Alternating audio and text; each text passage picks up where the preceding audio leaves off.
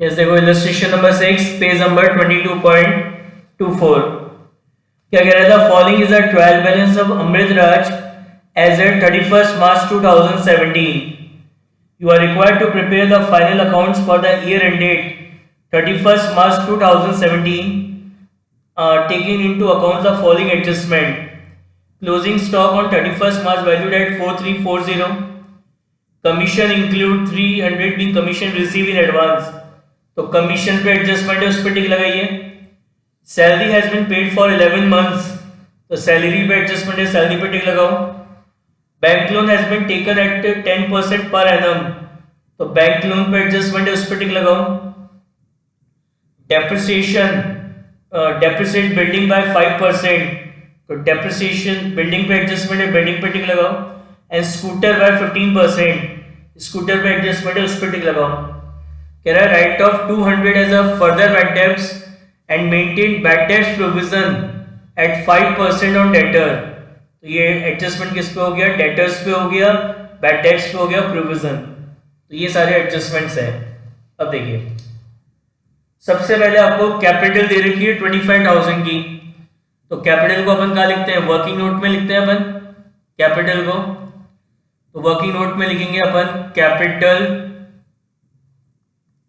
कितनी है capital 25,000 working note में लिखेंगे कैपिटल कितनी है 25,000 फिर आपको दे रखी है बिल्डिंग उस पर भी एडजस्टमेंट है बिल्डिंग कितनी है बिल्डिंग 30,000 रुपीज की बिल्डिंग है 30,000 की बिल्डिंग है क्या एडजस्टमेंट है point number E depreciate building by 5% तो लेस करेंगे इसमें अपन डेप्रिसिएशन कितना डेप्रिसिएशन लगाना है 5% तो 30,000 का 5% कितना होता है 1,500 तो ये वैल्यू कितनी रह जाएगी 28,500 और डेप्रिसिएशन आपका इनडायरेक्ट एक्सपेंस है तो प्रॉफिट एंड लॉस अकाउंट में लिखेंगे टू डेप्रिसिएशन ऑन बिल्डिंग कितना डेप्रिसिएशन लगा था बिल्डिंग पे 1,500 कितना डेप्रिसिएशन था 1,500 फिर दे रखा है आपको फर्नीचर तो फर्नीचर पे कोई एडजस्टमेंट नहीं है तो फर्नीचर हमारा फिक्स एसेट होता है तो बैलेंस शीट की एसेट साइड में लिखेंगे फर्नीचर कितना है फर्नीचर हमारा 2640 कितना फर्नीचर है 2640 फिर आपको दे रखा है स्कूटर इस पे एडजस्टमेंट है स्कूटर भी हमारा क्या होता है फिक्स एसेट होता है scooter is also a fix asset तो स्कूटर आपको दे रखा है कितने का 4,000 रुपीज का अब इस पे अपन को डेप्रिसिएशन लगाना है 15% कितना डेप्रिसिएशन लगाना है 15% तो लेस करेंगे इसमें से अपन डेप्रिसिएशन कितना है 15% तो 4,000 का 15% कितना होता है 600 तो ये आ जाएगा रिमेनिंग कितना 3,400 तो यहाँ पे लिखेंगे प्रॉफिट एंड लॉस अकाउंट में टू डेप्रिसिएशन ऑन स्कूटर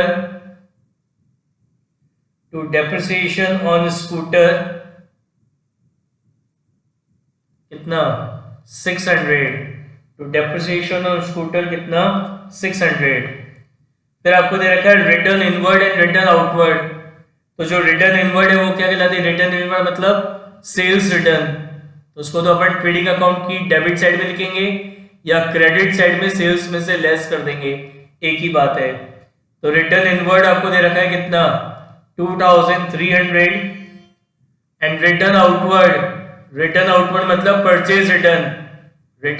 मतलब परचेज रिटर्न तो उसको अपन क्या करेंगे या तो परचेज में से लेस कर देंगे या ट्रेडिंग अकाउंट की क्रेडिट साइड में शो करेंगे कितना है 1,600 उसके बाद आपको क्या दे रखा है स्टॉक दे रखा है 1 अप्रैल का तो ये आपका क्या हो गया ओपनिंग स्टॉक हो गया तो ट्रेडिंग अकाउंट में लिखेंगे डेबिट साइड में टू ओपनिंग स्टॉक कितना दे रखा है ओपनिंग स्टॉक आपका 8,000 रुपीज उसके बाद है परचेज एंड सेल तो जो डेबिट में वो परचेज है, क्योंकि परचेज अकाउंट का डेबिट बैलेंस होता है, तो यहाँ लिखेंगे टू परचेज। कितनी की है परचेज? 33,800। और क्या है? सेल्स। सेल्स आपको दे रखी है 56,040 की, तो यहाँ लिखेंगे बाय सेल्स अकाउंट 56,040। उसके बाद बैड डेब्ट्स आपको दे रखे हैं, तो अब इस पर एडजस्टमेंट है। पॉइंट नंबर एफ कह रहा है write off 200 as the further bad debts and maintain bad debts provision 5% on debtor. तो उसका वर्किंग नोट बनाएंगे। क्या लिखते हैं सबसे पहले? सबसे पहले अपन लिखते हैं बैड डेब्ट्स। कौन से bad debts? Bad debts which is given in trial balance. Bad debts which is given in trial balance. Bad debts given in trial balance. कितने bad debts in trial balance में? Bad debts given in trial balance is 300। जो आपको trial balance में bad debts दे रखे हैं वो कितने दे रखे हैं? 300 के। फिर अपन क्या करते हैं इसमें? अपन ऐड करते हैं फर्दर बैड डेब्ट्स। ऐड करते हैं इसमें अपन क्या? Further bad debts. Further bad debts कौन से? फर्दर बैड डेब्ट्स वो which is given in adjustment. तो पॉइंट नंबर एफ में लिखा है further bad debts is 200। Further bad debts दे रखे हैं आपको कितने के? 200 के। फिर इसमें से अपन लेस करते हैं ओल्ड प्रोविजन। क्या लेस करते हैं अपन? Old provision for doubtful, old provision for doubtful debt. ये अपन को कहां गिवन होता है? It is given in trial balance. देखो दे रखा है ट्रायल बैलेंस में, दिखा bad debts provision. Bad debts provision दे रखा है आपको 700। बैड डेट्स का प्रोविजन है कितना? 700। ठीक है। और इसमें अपन ऐड करते हैं, क्या ऐड करते हैं इसमें? अपन ऐड करते हैं इसमें अपन new provision. New provision for doubtful debt. New provision for doubtful debt.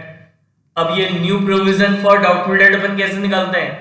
New provision for doubtful debt अपन निकालते हैं डेटर। डेटर में से क्या करते हैं? माइनस करते हैं फर्दर बैड डेब्ट्स। क्या माइनस करते हैं? Further bad debts into rate. Into rate. तो डेटर्स आपको गिवन है कितने के? डेटर्स आपको गिवन है क्वेश्चन में, ये रखे लास्ट में। डेटर्स आपको गिवन है कितने के? 3000 के। Further bad debts, further bad debts point number F में दे रखे नीचे एडजस्टमेंट में 200। और कितना प्रोविजन बनाना है? 5% ऑन डेटर। डेटर का कितना परसेंट? 5%। तो ये अपन निकालेंगे तो न्यू प्रोविजन आपका आ रहा है निकल के कितना? 140। इसको सॉल्व करेंगे तो कितना आ रहा है? 140। तो नया प्रोविजन आपको बनाना है कितना? 140 का। तो अब इसको एडलेस करेंगे, तो अब ये एडलेस करके क्या आ रहा है? नेगेटिव आ रहा है, माइनस आ रहा है। तो नेगेटिव का आ रहा है कितना? 60। नेगेटिव का आ रहा है कितना? 60। ये 300 प्लस 200 कितना हो गया? 500। 500 में से माइनस करें 700 के, तो माइनस का 200 और माइनस का 200 प्लस 140, तो ये नेगेटिव आ रहा है कितना? 60। तो जब ये नेगेटिव आता है मतलब प्रोविजन को राइट ऑफ कर दिया, तो इसको अपन लिखेंगे प्रॉफिट एंड लॉस अकाउंट की क्रेडिट साइड में। By provision for doubtful date, by provision for doubtful date कितना? 60। By provision for doubtful date कितना? 60। और बैलेंस शीट में लिखेंगे डेटर्स। डेटर्स दे रखे हैं कितने के? 3000 के। इसमें से लेस करेंगे अपन क्या? Further bad debts. Further bad debts कौन से? फर्दर बैड डेब्ट्स वो which is given in adjustment. तो एडजस्टमेंट में फर्दर बैड डेब्ट्स कितने के बने? 200 के। और इसमें से अपन लेस करेंगे क्या? New provision for doubtful debt. New provision for doubtful डेब्ट। तो न्यू प्रोविजन फॉर डाउटफुल डेब्ट कितना दे रखा है, ये भाई अपन ने कैलकुलेट किया था, दिस इज 140। तो ये 140 आपका क्या है, न्यू प्रोविजन फॉर डाउटफुल डेब्ट है, कितना 140। तो ये एडलेस करेंगे, ये एडलेस करने से कितना आ रहा है 2660। और प्रोविजन को अपन ने राइट ऑफ कर दिया तो उसको अपन ने क्रेडिट साइड में लिख दिया। तो ये आपका एडजस्टमेंट हो गया किसका, प्रोविजन फॉर डाउटफुल डेब्ट और बैड डेब्ट्स का। नेक्स्ट आपको दे रखा है कैरेज इनवर्ड। तो कैरेज इनवर्ड आपका डायरेक्ट एक्सपेंस होता है, तो उसको अपन लिखेंगे ट्रेडिंग अकाउंट की डेबिट साइड में। To carriage inward is a direct expense, और डायरेक्ट एक्सपेंसेस को क्या लिखते हैं, ट्रेडिंग अकाउंट की डेबिट साइड में कितना है 700। जर्नल एक्सपेंसेस ये आपके इनडायरेक्ट एक्सपेंसेस होते हैं, और इनडायरेक्ट एक्सपेंसेस को अपन क्या लिखते हैं प्रॉफिट एंड लॉस अकाउंट में। जर्नल एक्सपेंसेस कितने दे रखे हैं, जर्नल एक्सपेंसेस आपको 1200। उसके बाद है बैड डेट प्रोविजन, ये अपन ने कर ही लिया। फिर आपको दे रखा है बैंक लोन, क्या दे रखा है आपको, बैंक लोन। तो बैंक लोन आपकी लायबिलिटी होती है, तो बैलेंस शीट की लायबिलिटी साइड में लिखेंगे बैंक लोन। कितना है बैंक लोन 5000, इस पे एडजस्टमेंट है बैंक लोन पे।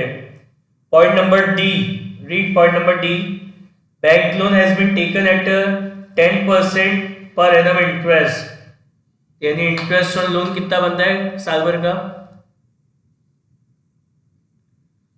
इंटरेस्ट ऑन लोन कितना बनता है, टोटल लोन कितना है 10,000 का लोन है, और उस पे जो रेट ऑफ इंटरेस्ट है कितना 10%। तो 10,000 का 10% साल भर का इंटरेस्ट कितना बनता है 1,000। अब इसके जस्ट नीचे देखो, बैंक लोन के नीचे क्या लिखा है, इंटरेस्ट ऑन बैंक लोन 300। ये आपको ट्रायल बैलेंस में गिवन है, ये ट्रायल बैलेंस में गिवन है, मतलब ये इंटरेस्ट आपने पे कर दिया। तो आपका करंट ईयर का इंटरेस्ट कितना बनता है 300, सॉरी करंट ईयर का इंटरेस्ट कितना बनता है 1000।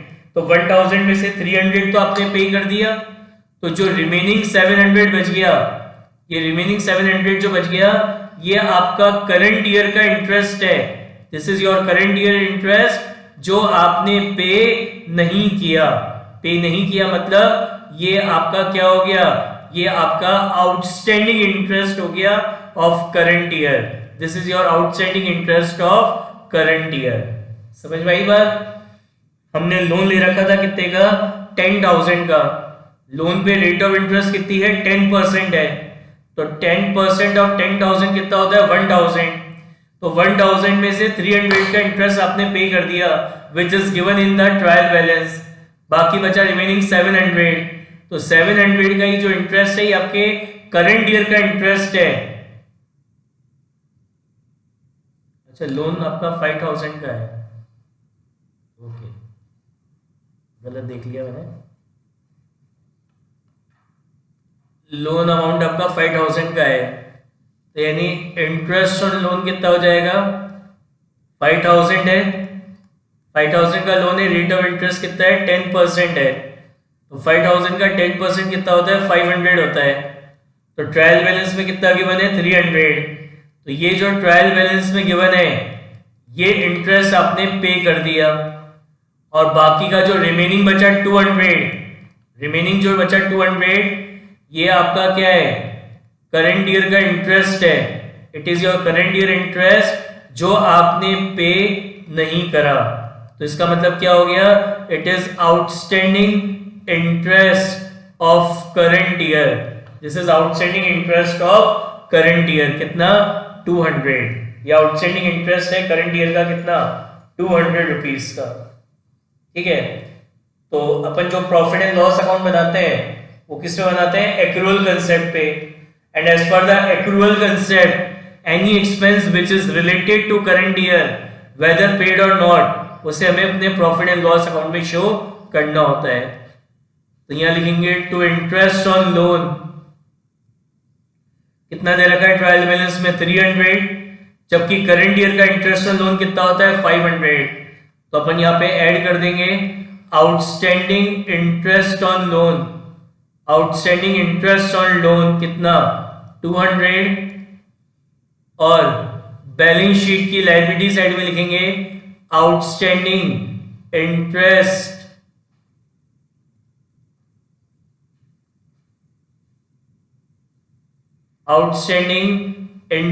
ऑन लोन कितना 200। आउटस्टैंडिंग इंटरेस्ट ऑन लोन कितना 200। क्लियर है ये। नेक्स्ट है कमीशन। कमीशन का क्रेडिट बैलेंस है, तो कमीशन का क्रेडिट बैलेंस है मतलब ये आपकी इनकम है, ये आपकी इनकम है। तो क्रेडिट साइड में लिखेंगे बाय कमीशन। बाय कमीशन कितना कमीशन है 900, इसमें एडजस्टमेंट है। पॉइंट नंबर बी लिखा है commission include ₹300 commission receive in advance. इस 900 में 300 का ऐसा कमीशन है जो हमें एडवांस में रिसीव हो गया। एडवांस में मतलब इन 900 में से 300 का कमीशन हमारे नेक्स्ट ईयर का कमीशन है जो हमें करंट ईयर में रिसीव हो गया।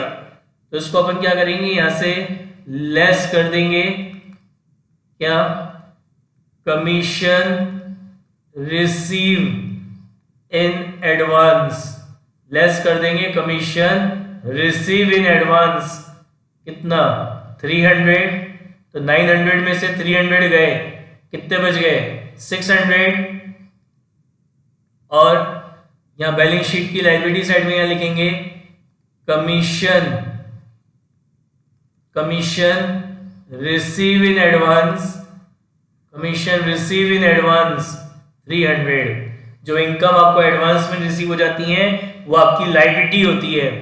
तो यहां लिखेंगे कमीशन रिसीव इन एडवांस 300, और ये क्योंकि नेक्स्ट ईयर की इनकम थी तो नेक्स्ट ईयर की इनकम को अपन प्रॉफिट एंड लॉस अकाउंट में शो नहीं करते, इसलिए इसमें से यहां पे अपन ने लेस कर दिया। नेक्स्ट है insurance and taxes. Insurance and taxes, तो इंश्योरेंस एंड टैक्सेस आपका इनडायरेक्ट एक्सपेंस होता है, और इनडायरेक्ट एक्सपेंसेस को अपन कहाँ लिखते हैं P&L में। तो यहां लिखेंगे इंश्योरेंस एंड टैक्सेस, कितने इंश्योरेंस एंड टैक्सेस आपके 2000 के। उसके बाद नेक्स्ट है आपका स्कूटर एक्सपेंसेस। तो स्कूटर एक्सपेंसेस ये भी आपके इनडायरेक्ट एक्सपेंस होंगे, P&L में लिखेंगे स्कूटर एक्सपेंसेस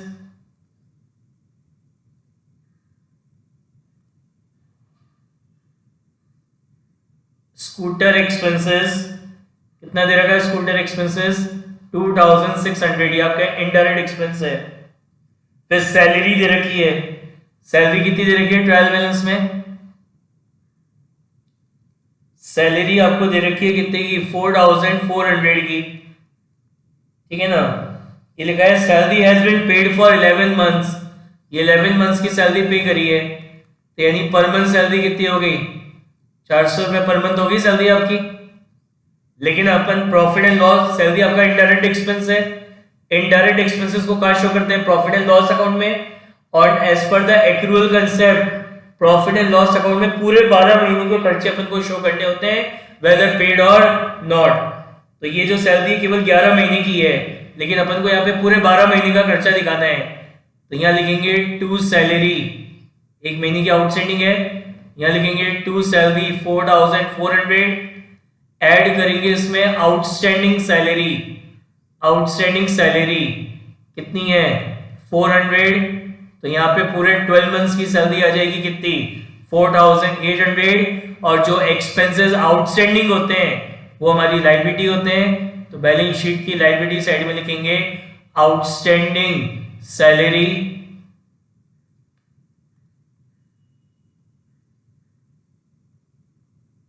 आउटस्टैंडिंग सैलरी कितना 400। सैलरी के बाद आपको दे रखा है cash in hand, cash in hand आपका असेट होता है, current asset, cash in hand is your current asset. तो इसको लिखेंगे बैलेंस शीट के असेट साइड में कैश इन हैंड कितना 2000। फिर आपको क्रेडिटर्स दे रखे हैं, तो क्रेडिटर आपकी क्या होगी लायबिलिटी होगी, creditor is your current liability. तो बैलेंस शीट की लायबिलिटी साइड में लिखेंगे क्रेडिटर्स, कितने हैं क्रेडिटर्स आपके 8000 रुपीज के, क्रेडिटर्स आपको दे रखे हैं कितने के 8,000 रुपीज के। ठीक है, अब क्लोजिंग स्टॉक दे रखा है, it is given outside the trial balance. तो जब क्लोजिंग स्टॉक आपको ट्रायल बैलेंस के बाहर दे रखा होता है तो इट इज, एक तो क्या लिखते हैं ट्रेडिंग अकाउंट की क्रेडिट साइड में, बाय क्लोजिंग स्टॉक कितना दे रखा है, क्लोजिंग स्टॉक आपको 4340 और दूसरा क्या लिखेंगे अपन इसको बैलेंस शीट की असेट साइड में, क्लोजिंग स्टॉक कितना है, क्लोजिंग स्टॉक 4340। ठीक है, पॉइंट नंबर ए हो गया है, बी हो गया, सी हो गया, डी हो गया, ई हो गया और एफ भी हो गया, सारे एडजस्टमेंट्स हो गए। अब अपन इसको बैलेंस करेंगे। तो सबसे पहले ट्रेडिंग अकाउंट, तो ट्रेडिंग अकाउंट में क्रेडिट आएगा, टोटल ज्यादा है, डेबिट का कम है, तो ट्रेडिंग अकाउंट का क्रेडिट बैलेंस आ रहा है and credit balance of trading account is known as gross profit, is known as gross profit. कितना है balancing figure 17,180 and this gross profit is transferred to profit and loss account। तो यहाँ लिखेंगे to profit and loss account और यहाँ लिखेंगे by P&L account में transfer करेंगे, तो प्रॉफिट एंड लॉस अकाउंट में लिखेंगे बाय ट्रेडिंग अकाउंट 17,180। अब इस प्रॉफिट एंड लॉस अकाउंट में भी क्रेडिट से आएगा, टोटल ज्यादा है, डेबिट का कम है, तो इस प्रॉफिट एंड लॉस अकाउंट का जो बैलेंसिंग फिगर आ रहा है, balancing figure of this profit and loss account is 4640। ये आपका क्या कहलाएगा, नेट प्रॉफिट। क्या कहलाएगा आपका ये net profit and this net profit is transfer to capital account. तो यहां लिखेंगे to capital account balancing figure net profit और इसको यहां वर्किंग नोट में ऐड कर देंगे, add net profit. Net profit given है कितना, कितना निकाला नेट प्रॉफिट अपन ने 4640, इसमें अपन ये ऐड करेंगे तो ये आ जाएगी हमारी कौन सी कैपिटल, क्लोजिंग कैपिटल। तो ये क्लोजिंग कैपिटल आ गई आपकी कितनी 29,640। 29,640 की क्या आ गई क्लोजिंग कैपिटल, तो यहां लिखेंगे क्लोजिंग कैपिटल 29,640 और ये इक्वल आ जाएगा 43,540, 43,540। समझ में आया।